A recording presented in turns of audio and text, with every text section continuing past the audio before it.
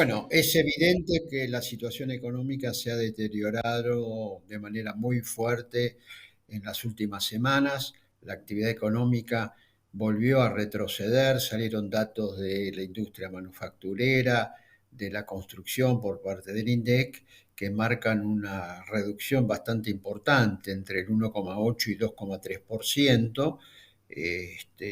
También se conocieron datos de la Secretaría de Trabajo, que hubo una reducción de los asalariados registrados del sector privado tanto en junio como en julio, lo cual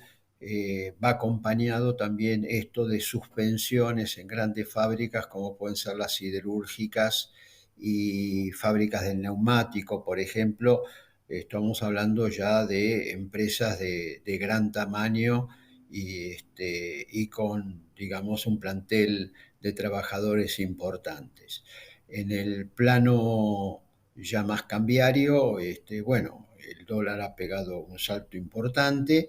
y el gobierno había dicho en la campaña electoral que iba a dinamitar el Banco Central y está usando el Banco Central de una manera realmente escandalosa para frenar la cotización del dólar, que de todas maneras ha ido para arriba, con tasas de interés muy difíciles de hacer frente, que ahogan la actividad económica y ahogan también, sobre todo, el desenvolvimiento de la actividad, el desenvolvimiento, sobre todo, de las pymes, en momentos en que, bueno, se está observando un crecimiento de la morosidad en las tarjetas de crédito, por parte tanto de las personas como de las familias. A esto hay que agregar que desde el punto de vista político, el gobierno, bueno, está vetando todo lo que puede vetar. Este, eh, bueno, está el veto a la ley de financiamiento universitario. Lo interesante allí es que en el decreto se reconoce que los docentes universitarios y no docentes de las universidades nacionales durante la gestión de Javier Milei llevan acumulada una pérdida de casi el 30% en el poder de compra de sus salarios. Bueno, evidentemente el gobierno dice que va a abrir el diálogo con esta asunción del secretario del Interior al rango de ministro del Interior, una persona, bueno, que pasó por distintos gobiernos, o sea, un hombre muy típico y muy claro de la casta que el gobierno venía a desenterrar. Y, y bueno, se espera de un momento a otro el veto a la distribución de los ATN, que fueron impulsados justamente por los gobernadores, a los cuales ahora el gobierno los llama a dialogar, con el límite que ha dicho que son los gobernadores afines al gobierno, lo cual excluye a una porción, y dentro de los que son afines al gobierno, lógicamente se van a manejar con mucho cuidado porque saben que la performance, el apoyo al gobierno ha disminuido de manera muy, pero muy fuerte, algo que se reflejó claramente en las elecciones en la provincia de Buenos Aires. Falta muy poco desde el punto de vista del calendario para las elecciones nacionales, pero muchísimas jornadas para transitar desde el punto de vista de la economía y de las finanzas y también del cambiario. El gobierno en el día de hoy publicó en el boletín oficial un recorte presupuestario afectando sobre todo partidas vinculadas a los gastos sociales y a educación. Quiere decir que lejos de aflojar con la motosierra,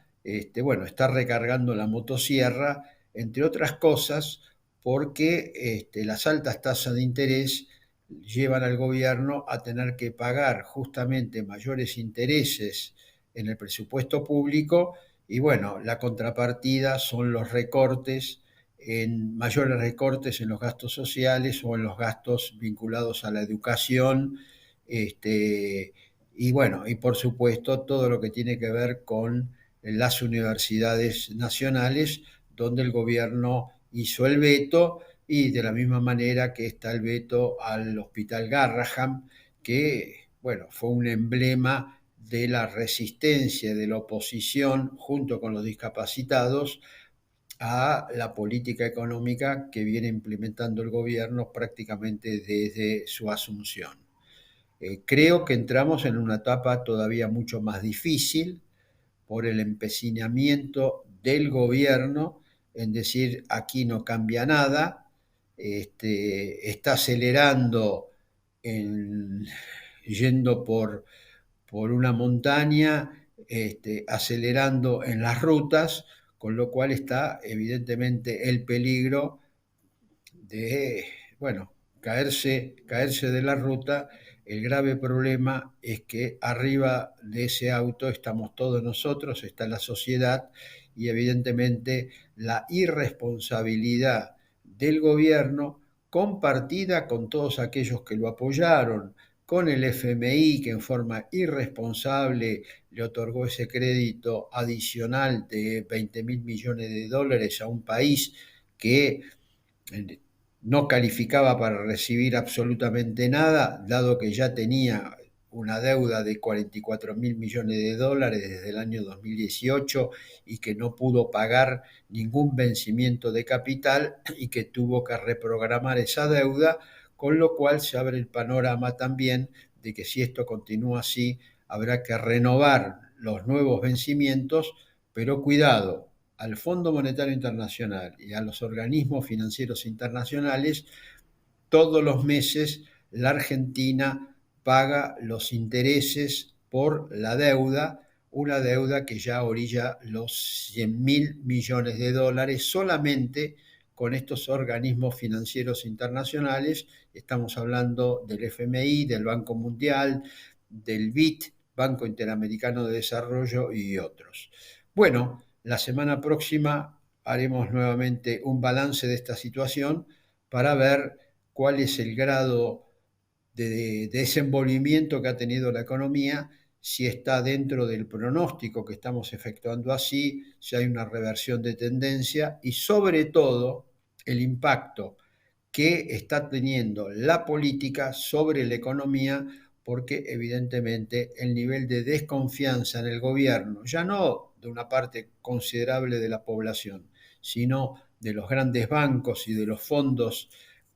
internacionales hacia el gobierno, son muy fuertes y son ellos los que están impulsando esta fuerte salida de capitales que el gobierno, bueno, lógicamente no puede detener. Gracias y nos reencontramos la próxima semana.